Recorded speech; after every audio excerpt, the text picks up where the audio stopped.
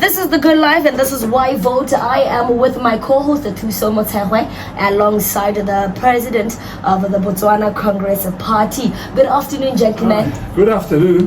Good afternoon. And sir, thank you so much for honoring the invite and coming to Yarn FM. Thanks for the opportunity to engage with young people. Great. Now, let's just jump right into the conversation. The country is grappling with the developmental challenges such as poverty and high youth unemployment. And while poverty eradication programs have proven to be positive to making a positive impact on the well-being of the youth, they seem to offer no long-term solution-based. How are you looking to help on that when we're talking about the education basis? Young people are told that education is a key to success, but what is your take with this? Can education actually break the cycle of poverty, considering the number of graduates that are roaming in the streets? Naturally, education should be that great equalizer that levels out the playing field, such that a child from a poor background has a good opportunity of uplifting their family out of poverty through education. We all have our own backgrounds that we can refer to. Growing up, my grandmother's modest homestead was nothing compared to what it actually ultimately became when her children started working. Yes. But the reality is this. The advantage, as we speak at the moment, about 70% of the children do not access your preschool education. That for us is a starting point. If only 30% of children from privileged families are able to start schooling, valuable 3 years, valuable 4 years, and you go to places like the constituencies I come from, we tell most of the children in valuable 3 years, 4 years are home. That means you are devaluing, you are compromising their chance of making it in life. Because education, it gives children from privileged families an unfair head start. Maybe let me not say unfair head start. It places in jeopardy the future prospects in low-income households. So the BCP is targeting this population. It's over 70%. The preschool. The basic education the preschool, and making it compulsory will mean that the government will make sure that all children by 4 years. But is education delivering the desired goods? Again, unfortunately, it's a no. It's a no because the results the senior secondary last year. If I recall well, I don't think there was one school that had more than 50% pass rate. Yes. Now, compare that with standard 7.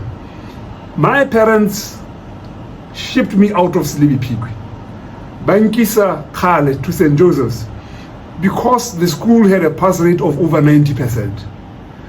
I was not disadvantaged how to private schools, because I was still going to a school, Today, private schools are recording pass rates between 90 and 100%.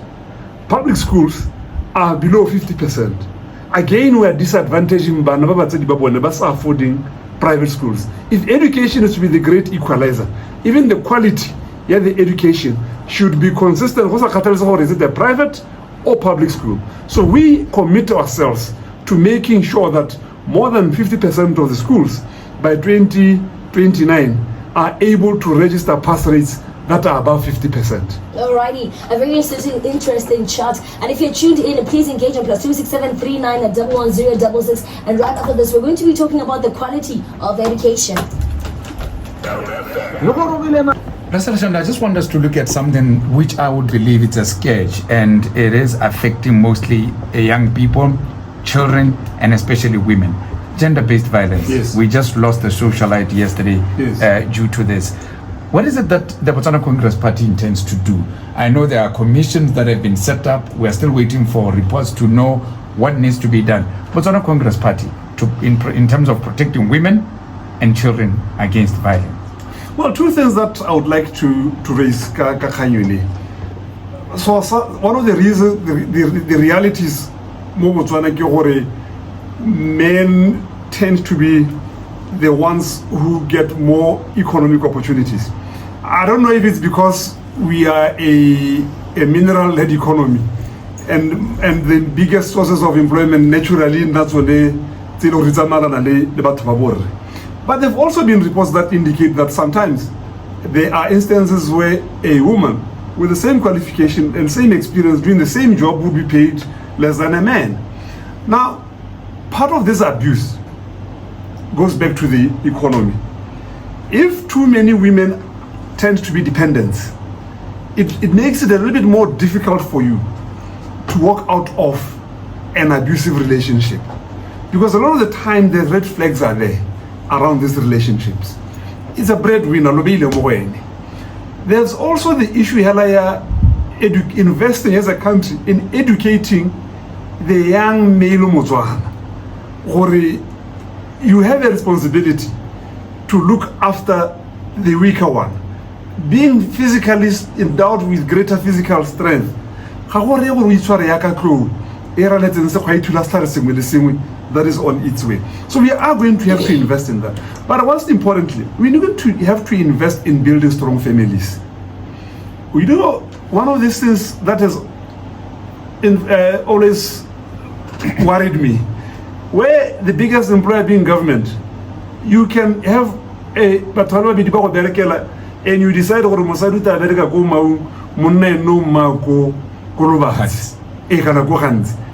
it's a policy that kills the institution called the family. I remember when we were at choice of courses. When I got to university, the public administration,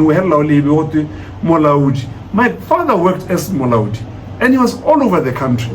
At one point, I had to live with my aunties because my mother was outside studying, and my father was all over the place. I don't want that course because I would like to have a job that allows me to live with my family.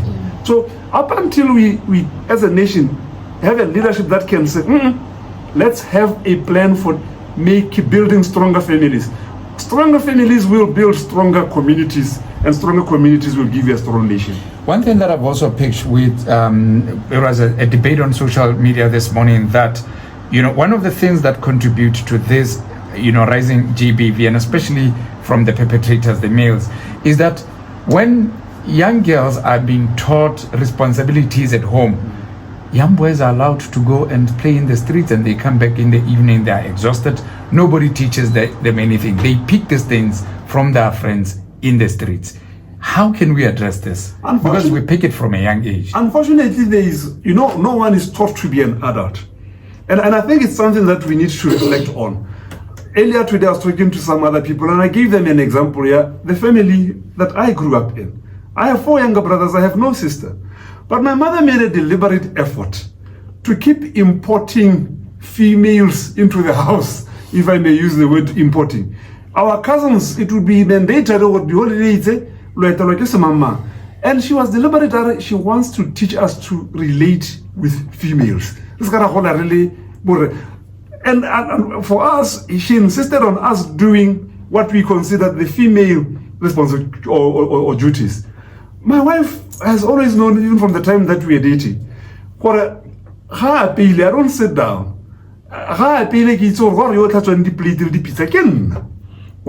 It's a shared responsibility. That's just how I've been brought up. And like I said, unfortunately, to be a responsible, caring adult.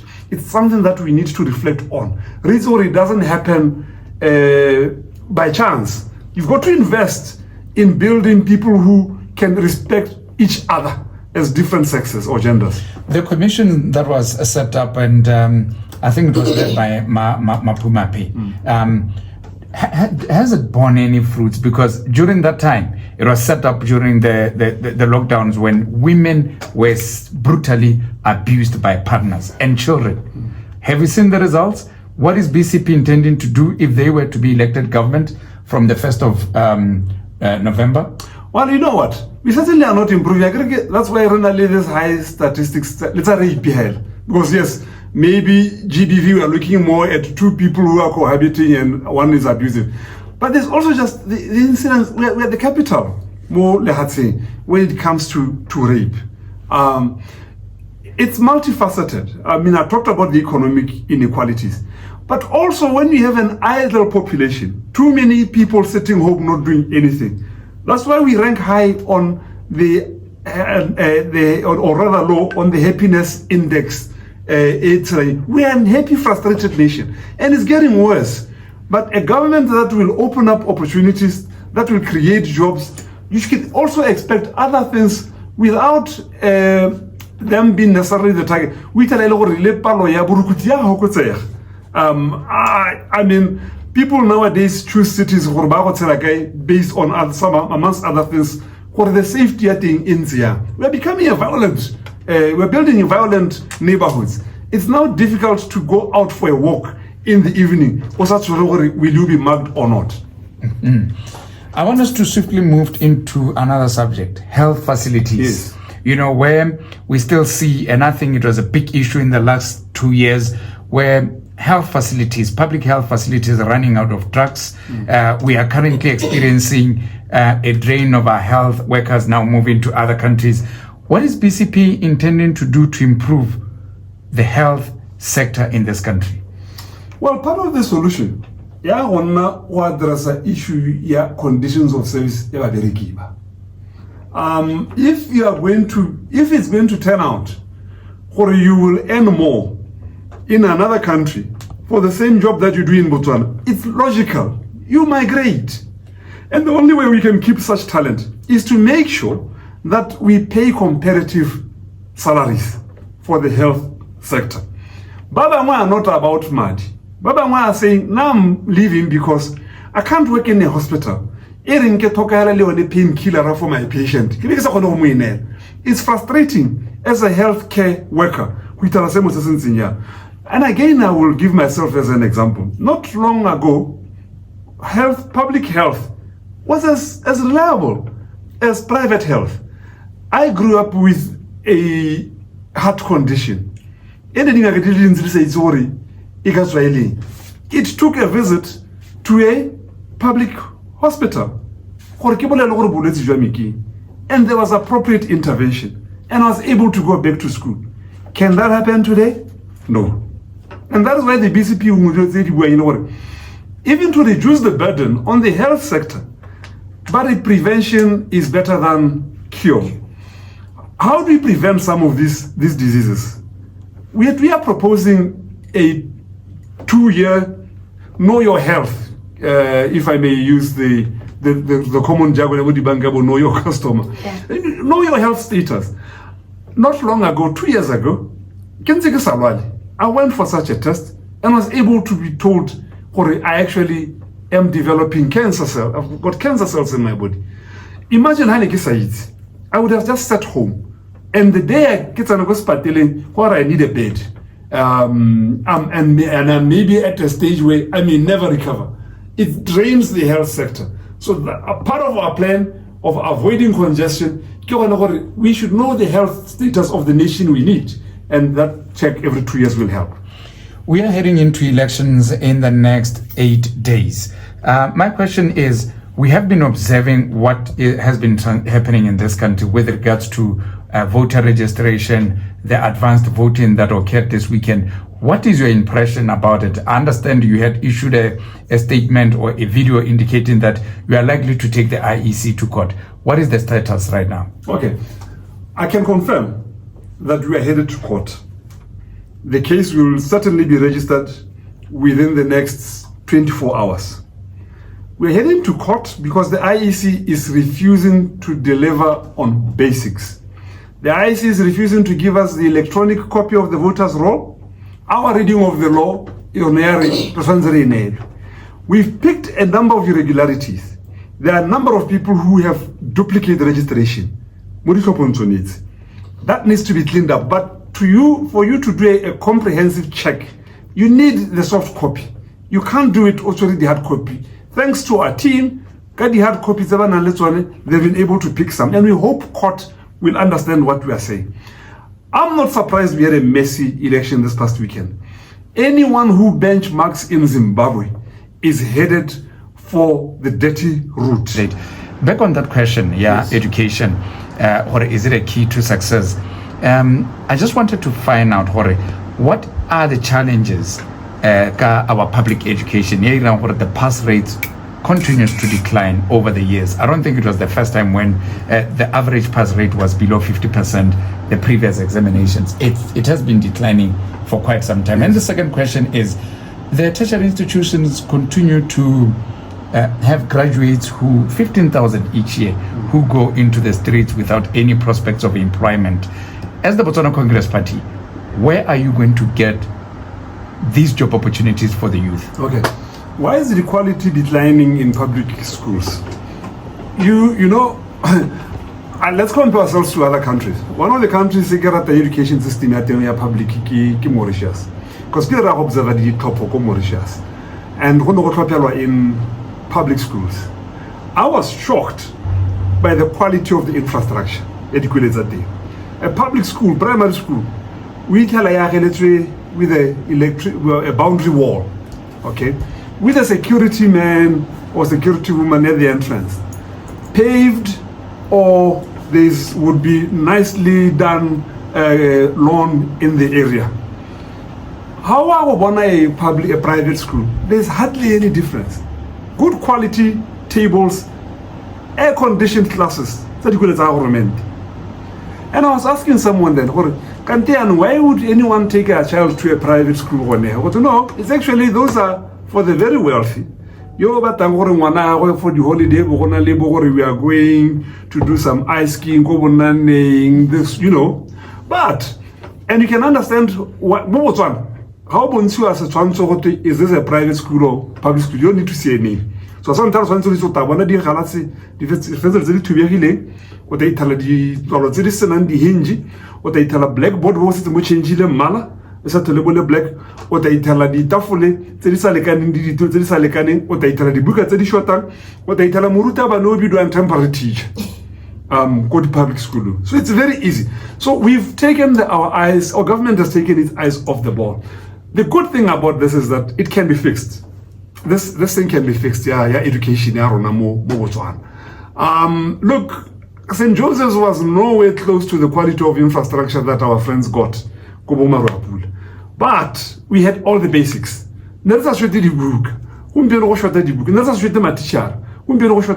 What changed? I just think that there was a shift in focus by government. I still remember when I was leader of opposition, we could be in meeting, the president. And I know there was a press release after that meeting. One of the things can you please focus on education? Because if we don't, we are two nations in one, basically. Good quality education, South Africa apartheid. Bantu education, low quality grades, and we can't unite a nation if you are going to proceed along that route. Your second question was the number of graduates. You know, ordinarily BCP, our plan is clear. Monano in one of the following three places. They should either be at school. If they are not at school, they should be at work. If they are not at work, they should have enrolled for some form of training. If a young person has a first degree and is unable to get a job, we are committing the Botswana Congress Party. You will automatically be enrolled for a master's degree. If you have a master's, we would rather you go for a PhD. Because you know what?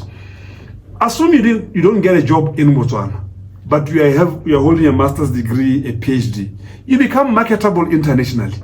Some countries, there was a time not long ago when everyone knew whichever country you go to in Africa, you are likely to find Mototo and Ghana. Because Ghana did produce a lot of graduates and they knew what American thing by some idea. But we are also pledging a number of jobs, as you know, mainly for the young people, the 300,000 jobs pledge that we make. Okay, so let me just take a back check on, let's just take a step back on education, the quality of education. And I know we talked about the infrastructure and the provision of actually being able to go to school. But can we talk about the courses that we find at school? Can we talk about the syllabus that's at school? We're seeing that at a young age of 14, when you start your Form 1, you get courses where you need to choose option. We have business studies, we have design and technology, we have HE, that's where you learn how to cook. So I think that also already what we're seeing on the ground is it gives a child an opportunity to decide what they're doing. Now let's move forward to tertiary level. We have a lot of courses that we see the young people deciding to venture into them, but when we go outside and we graduate, it's saturated. And I want to understand, as the government, how would you make sure that soon as I'm registering, let's say it's 2024, I'm registering to start my first year, and for example, in occupational health and safety, how are you going to make sure that by the time I graduate in 4 years, I actually have an opportunity to get hired? Because right now, such courses as occupational health and safety are prioritized in the mining sector, and we already know what's going on with the mining sector. It's already saturated. Battlefield Equipment will help as an equipment company, but how is the government going to strategize to make sure that it's a solid course that gets employment in manufacturing companies, in offices, in health departments, in schools, for example, because this is where we all need the occupational health and safety programs actually being a solid course that's actually being practiced in an everyday life. But one thing that we should acknowledge is this. Your first degree, really, was super demonstration, yahoka, grasp concepts, explain and apply them. I actually, let me use someone who once worked here as an example. Lucika Seboni, my friend, studied law, but was never really keen on becoming a lawyer. But because of that qualification, he used it to become bigger in other areas like advertising. So I'm not persuaded by this argument, it's what you studied that determines whether you become employable or not. I have a younger brother who studies in town and regional planning. Has never worked as a planner. Never, not once. The key is here. You need the economy to grow. As we speak at the moment, the government is in denial about it. They don't want to pronounce it, but we are going through an economic recession. We are recording contraction of the economy.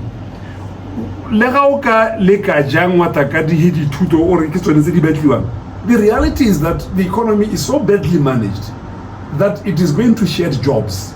You are going to lose jobs in the next 3 to 6 months. Companies will be retrenching. When you see a whole lot of parastatals, I mean, that shows you there's a problem in the economy. So the key thing for young people should be which of the parties, which of the presidents best understands the economic challenges we face.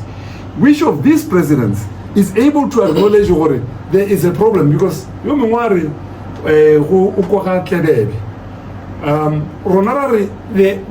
red flags are up. The government investment account is on low.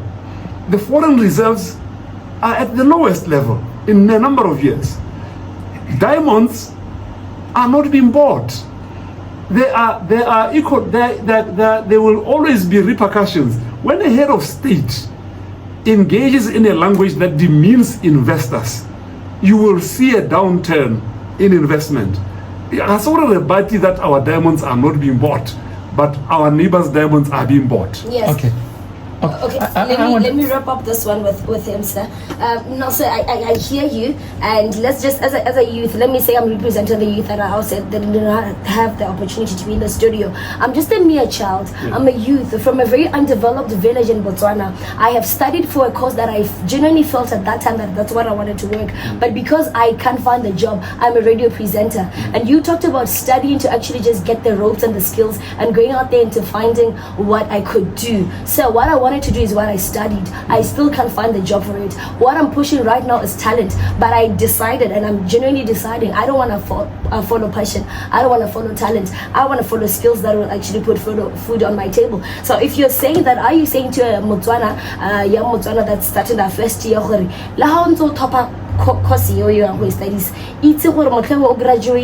there's a high possibility and there's an okay possibility of you actually ending up school, because if so, sir, my parents paid for my school fees and that was over 100,000 and my parents can't even afford that.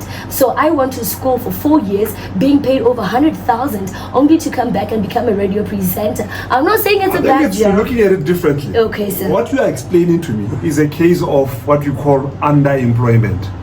You are not necessarily doing a job that is reflective of the qualities that you have. You've decided to go a grade lower, if I may use that phrase, not out of disrespect for the job you do, yes, sir, because there are no options. Now I'm saying we need to grow the economy to create those opportunities, to open those doors. But I also don't want to discourage a young person. For example, I studied economics. I've never worked as an economist. But if I want to work as an economist, as a young person, yes, the opportunities should be there.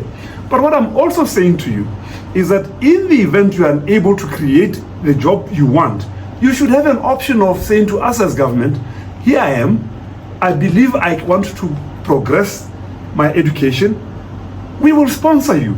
So that rather than you either rotting at home or being stuck with a job that is not necessarily your choice number one, not your choice number two, not your choice number three, but out of desperation. I've met young people who are working, banally diploma, working as a waitress. Clearly, that is a serious case of not tapping or getting the full value that we invested, the 100,000 plus that you talked about. Even those who've gone to public schools, but doing school fees, there was a cost. And as a country, we need to recoup, we need to get a return on the investment we made, and it goes back to growing the economy, not mismanaging it until it gets to where it is now. Okay, you just mentioned Kenya, the economy that is not doing very well. Botswana has always relied on minerals to drive its economy, and that seems not to be sustainable. There's always been talk of diversifying the economy, which government has failed to do over the years, decades in fact. What is it that we are going to do? And especially that now the diamond revenue is dwindling, we can't sell diamonds anymore. Which industries do you intend to grow, which will provide these job opportunities? Okay. Well, the Botswana Congress Party talks about improving the investment climate in Botswana. I was told there was a report recently by, I think it's Acumen, supang what we already have been told before by institutions such as the World Bank. For Botswana, there is just too much red tape.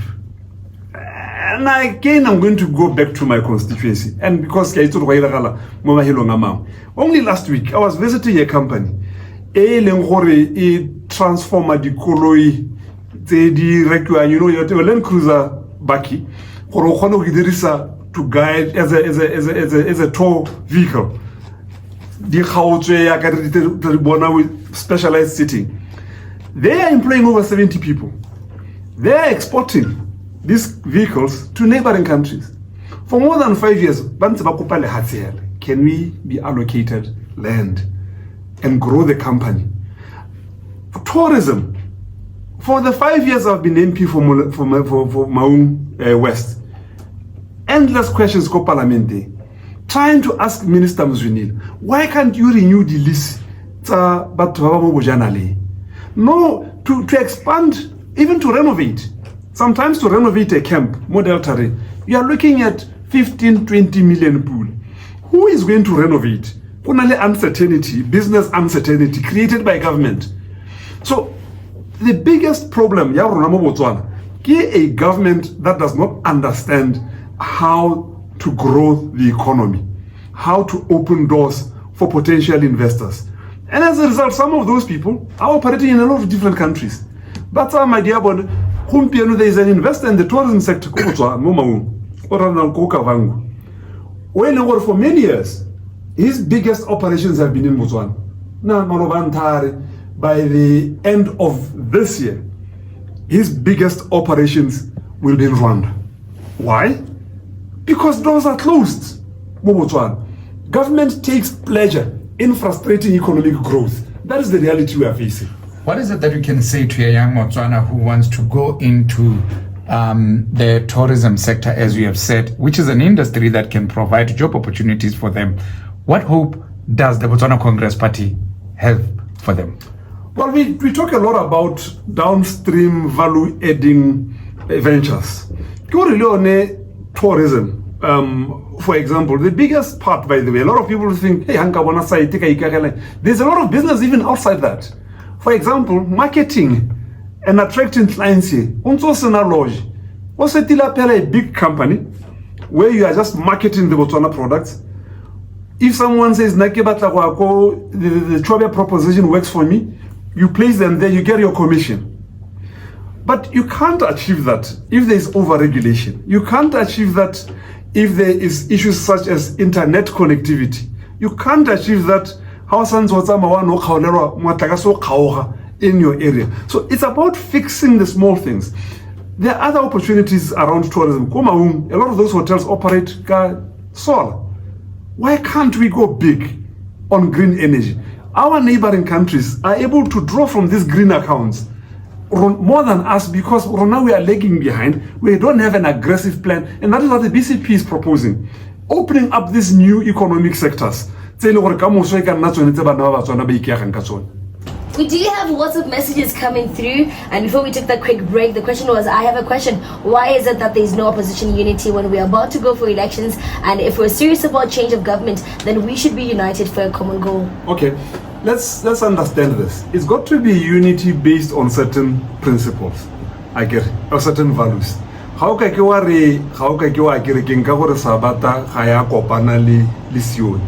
The two are totally different in the way they do things. So, Rona, where we have common values, we have worked towards that unity. Botswana Congress Party and Botswana Labour Party, Botswana Congress Party joined in a major Botswana Alliance movement, New Democratic Front, Barrett Kopan and Lebo Mels. So, look, colleagues, Botswana Beach, there is unity in the opposition. But unity should not be understood only one opposition party. Because at the end of the day, that's not what you need to change a government. There were how many parties in the last election? 61. But people went and chose one out of the 61. Zambia, we had Chichelema coming in out of more than 15 parties. So Botswana, we are talking less than 5. Unity. It's important for defend what we stand for. I don't want to be told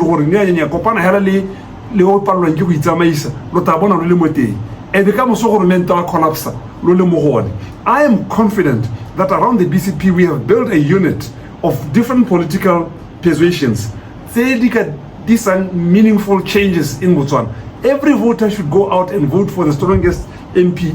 The debates that have been ongoing, public debates in different stations, have demonstrated the party with the best talent, Botswana Congress Party, the most organized party, Botswana Congress Party.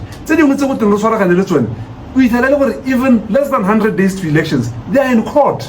Do people really want me to stop campaigning? I don't think so. So, in an event that we have a hung parliament, yes, and you have to choose, and these are three, let me just talk about the major three, the BDP and the UDC, and you are the key decider, who are you going to go with?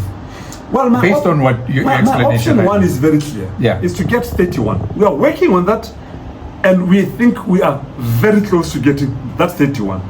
Should it not happen, we are not going to cooperate with the BDP. I mean, the BDP, the policies it stands for.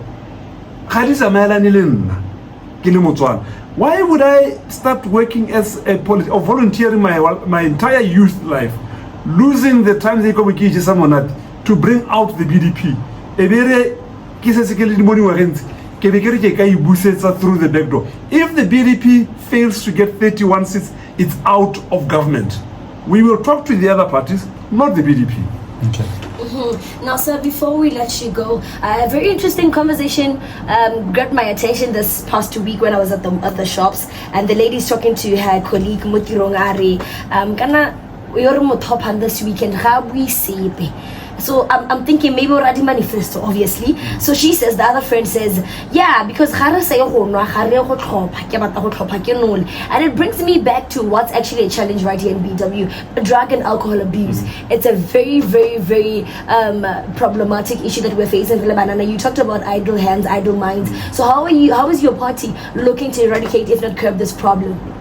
Okay, firstly, it's about to accept it as there is a problem here. Yeah. I think we're a bit in denial around this thing, and I see it daily in different parts of Botswana. More has alcohol only. There's some substance that is being consumed by these young people. So, Rona, we are very clear about that.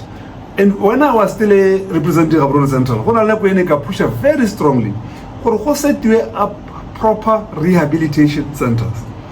Too many young people are now addicted to drugs or alcohol. So we need to come out of that. It's going to take a huge investment because these rehabilitation centers are not cheap. I remember Nakwateng, Assistant Minister of Health, Parliamenting, with the support of Matbagana, Barinya Kanagonali, the rehabilitation consultants, Modi Clinic, Modi Patele.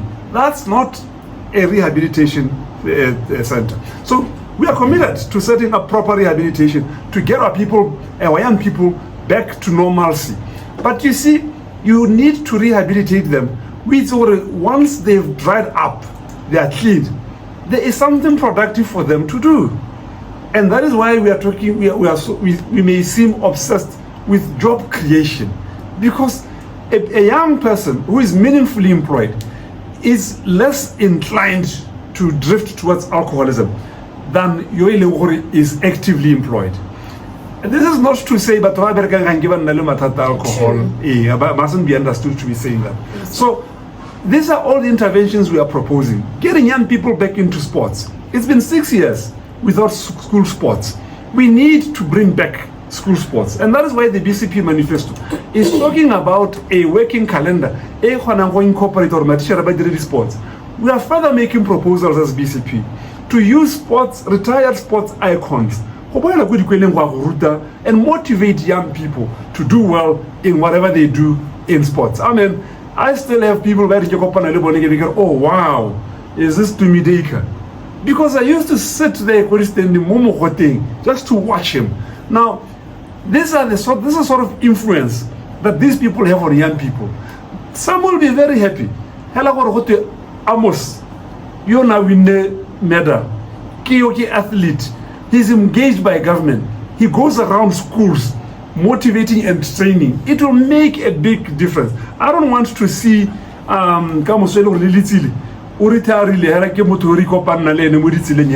it's an asset you use until you can use them no more.